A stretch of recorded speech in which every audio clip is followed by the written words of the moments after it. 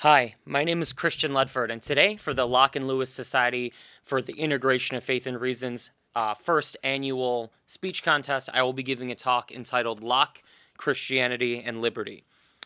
In our modern socio-political culture, the rhetoric, dialogue, and philosophy surrounding the idea of rights has become, to say the least, muddled. Politicians and activists on both the left wing and the right wing alike have laid claim to discourse on rights, each defining the idea in terms of and respect to their own political lens. While the right wing largely discusses rights in a positive context in the sense of property rights or the often heralded right to bear arms, the left wing contrastingly discusses rights in a negative context in the sense of the right to education, the right to health care, the right to a living wage, etc., etc., etc. However, the argument can and should be made that neither side actually fully understands the idea of natural rights, what they are, where they come from, or what they mean in the context of morality and human dignity. Despite the idea of rights being such an ubiquitous concept in nearly all areas of modern political philosophy and political theory, and debate on natural rights interspersed throughout antiquity, serious discussions surrounding natural rights and their political implications really only came to the forefront of political theory with the Enlightenment. One of the first major works that touched upon the concept was Thomas Hobbes' 1651 work, Leviathan, where natural rights were largely defined as natural abilities that humans inherently possessed prior to and beyond any state. Hobbes wrote, "The right of nature is the liberty each man has to use his own power, as he will himself, for the preservation of his own nature, that is to say, of his own life, and consequently of doing anything which in his own judgment and reason he shall conceive to be the aptest means thereunto." However, this understanding of natural rights as put forth by Hobbes is largely relative, vague, and unconducive to any definite understanding of rights or objective system of ethics. A cynical reading of Hobbesian philosophy could even dismiss his understanding of rights as largely one concerned with blanket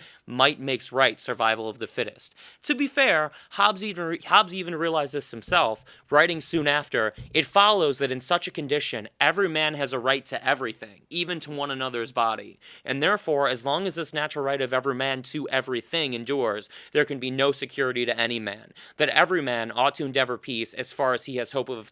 obtaining it, and when he cannot obtain it, that he may seek and use all helps and advantages of war." Although the Hobbesian definition give a firm negative context to natural rights that, in great measure, dispels leftist ideals of positive rights, it left much to be desired in both political and ethical terms. Even worse, this vagueness led Hobbes to the frightening and misguided conclusion that if humans had any natural rights worthy of protection, the only force possible to consistently protect said rights was an authoritarian state, the titular Leviathan. Cue John Locke. John Locke's 1689 second treatise on civil government is, without a doubt, one of the most fundamental and foundational texts of the Enlightenment. Not only did the work of Locke directly inspire the American founding fathers, but the Lockean classical liberalism in this text has laid the foundation of modern-day political movements such as American conservatism and right-wing libertarianism. Locke, in writing the second treatise, took Hobbesian philosophy on natural rights and extrapolated and elaborated upon it to produce a definition of natural rights that was in direct alignment with both capitalist social mechanics as well as Christian ethics.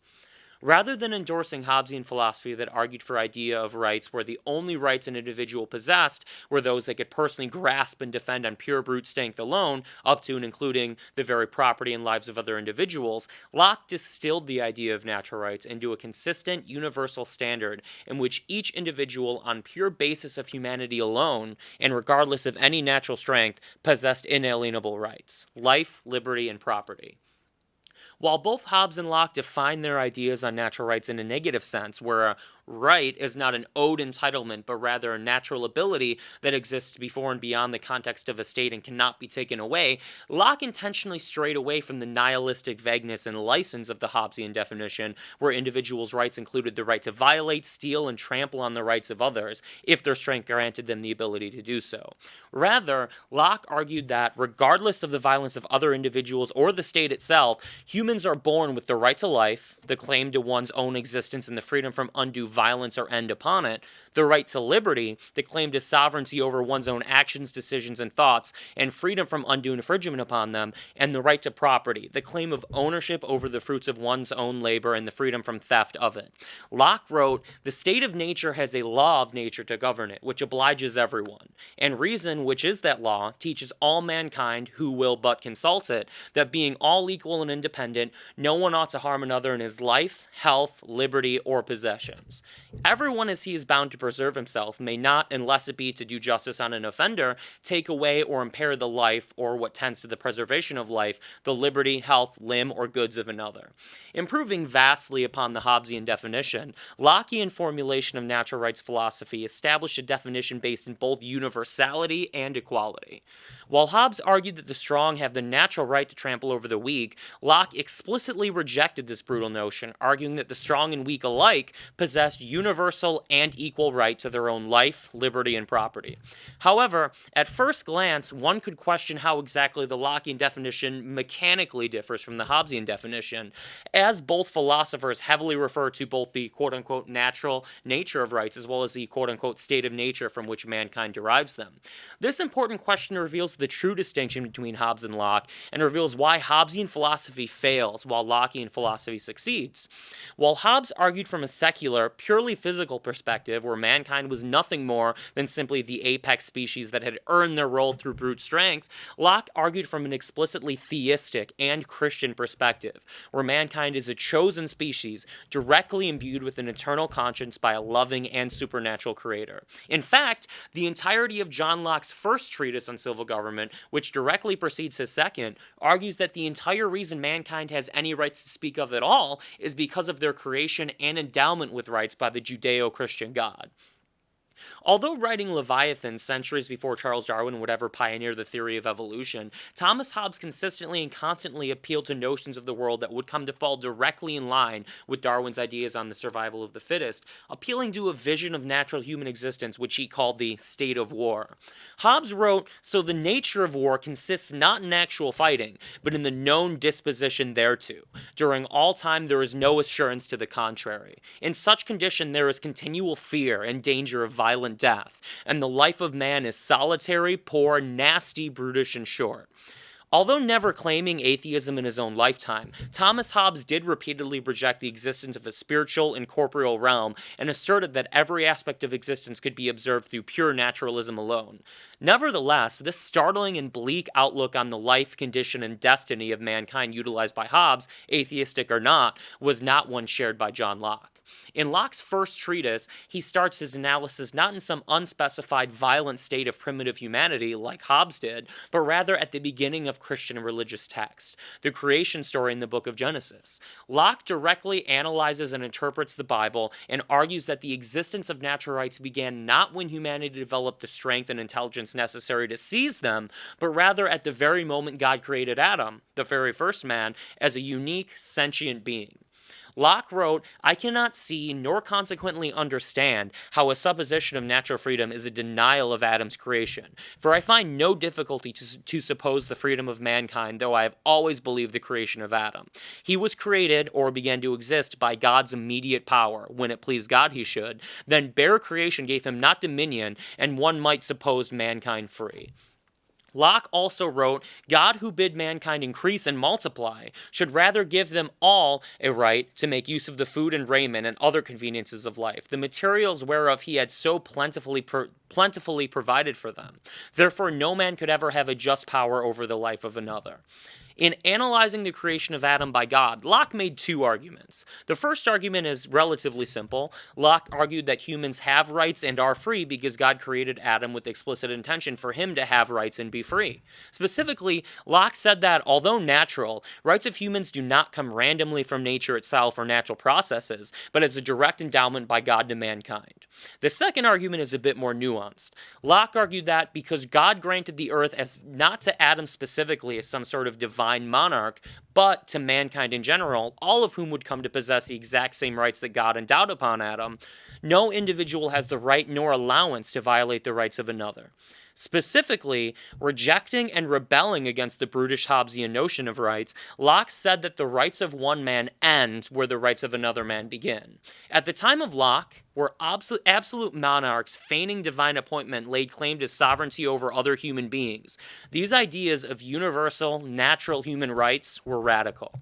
To argue that despite class, race, or ability, each individual possessed equal and inalienable rights to life, liberty, and property was radical. To argue that rights came not from strength, brutality, or authoritarians who love strength and brutality, but instead from God was radical. And ultimately, this radical understanding of natural rights was entirely a result of the personal faith of John Locke, a theist, a believer, and a Christian who used the Bible to make some of the most compelling arguments for universal human rights in all of history. Locke's basis of his natural rights philosophy in the Bible, although radical at the time, is something rather obvious with an analysis of the text itself. When the Bible says, "So God created man in his own image, in the image of God he created him," in Genesis 1:27, the basis of natural rights as a grant and gift from God is established. When the Bible says, "Whoever sheds the blood of man, by man shall his blood be shed," in Genesis 9:6, the prohibition of violating the human rights of others that were endowed by God is established.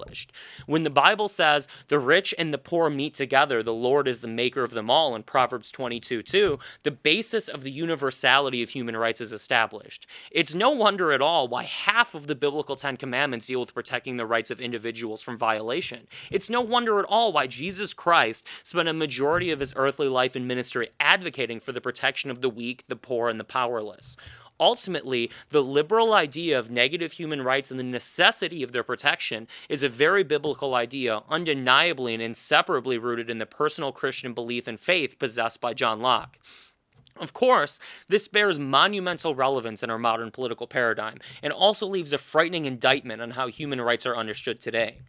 While frustrated masses desperately yearn for the promises of entitlements to education, healthcare, safety, and security made by leftism, socialism, and even communism, ideas on what natural rights are become muddled, subjective, and intangible. Leftism, at a base level, posits that the rights of individuals are not only able to be violated, but also justified in being violated, as long as their violation serves the supposed well-being of the collective. Similarly, a frightening rise in right-wing nationalism that targets the rights of individuals and subjugates them to the collective based on race, gender, sexuality, and class creates just as many enemies of natural rights on the opposing side of the political spectrum. Meanwhile, outnumbered defenders of natural rights hardly seem to even know what rights are or where they come from, as they desperately cling to documents such as the U.S. Constitution as their only defense, ignoring the obvious fact that every single right specified by the Constitution would still exist even if a centuries-old piece of paper didn't say they did. Moving into the coming decades, where natural rights may be more vulnerable to subversion and violation than they have ever been, it is of the utmost importance that we return to the ideals of Lockean liberalism and the Christian origins of natural rights. It is of the utmost importance that individuals across the globe rise up and declare that their rights come not from constitutions, not from politicians, not from laws, and not from the state, but instead as a universal and inalienable endowment from their Creator, God. Thank you very much.